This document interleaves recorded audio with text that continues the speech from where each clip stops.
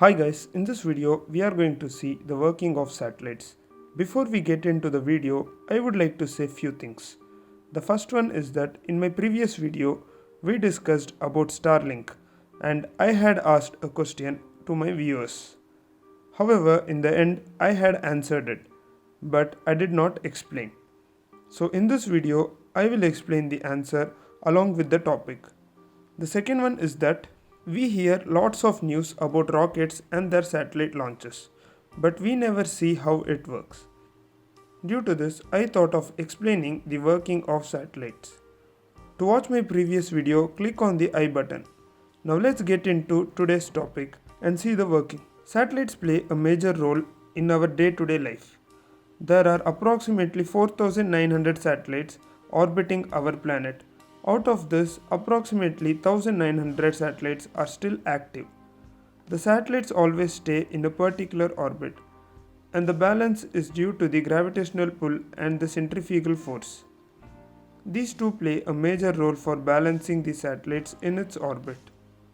The angular velocity of the satellites varies from one satellite to the other.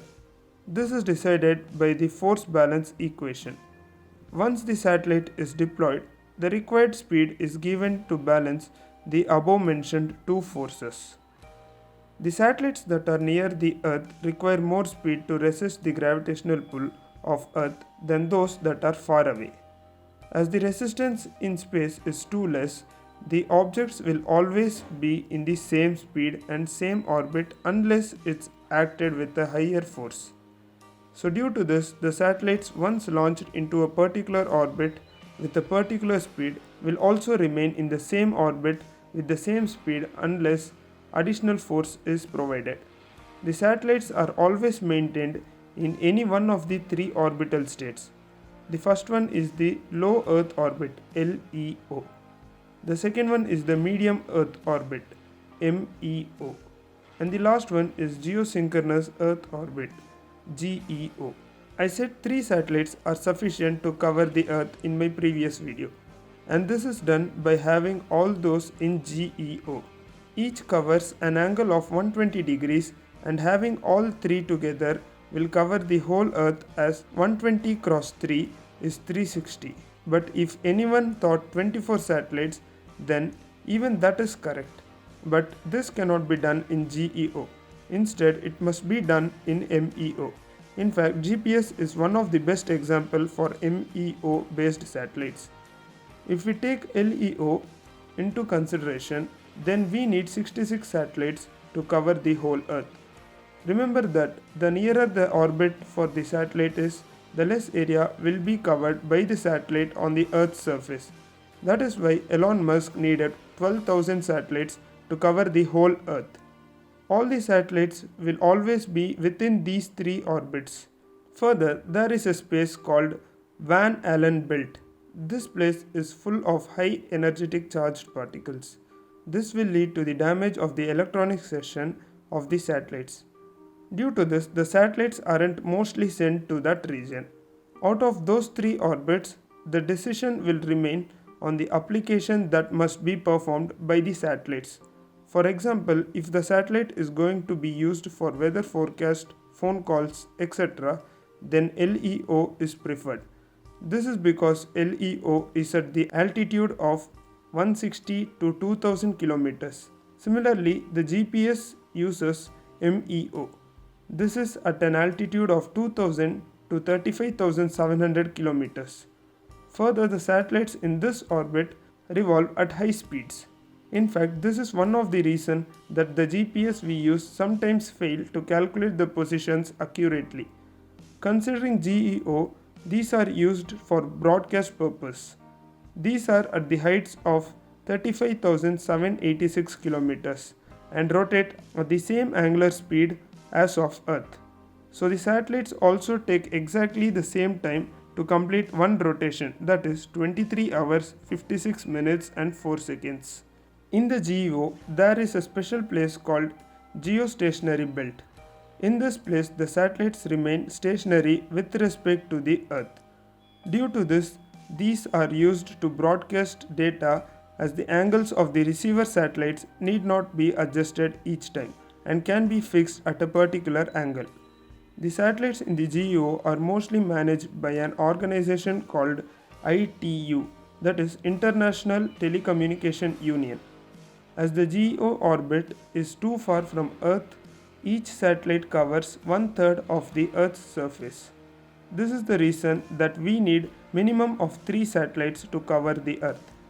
Before we get into the exact working of satellites, a quick question. Can we easily implement 5G in India?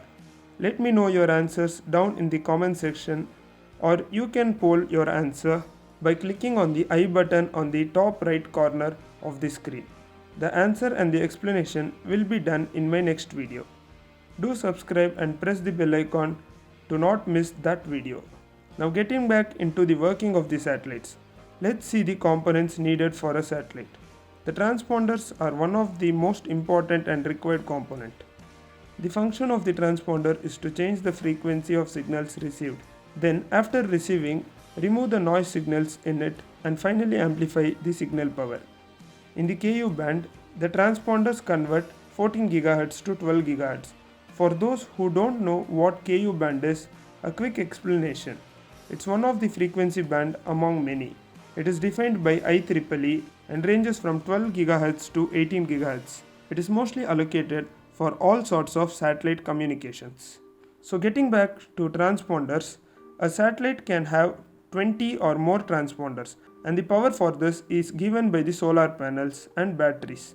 The solar panels supply the required power most of the time, but during the eclipse, the satellites use the power from the batteries. It's not that solar panel can't power when it's not in the direction of the sun. To overcome this kind of issue, there is a sun sensor on the satellite. This will automatically adjust the solar panel towards the sun. This is achieved by the motors to rotate the solar panels. With this, maximum power will be obtained from the sun.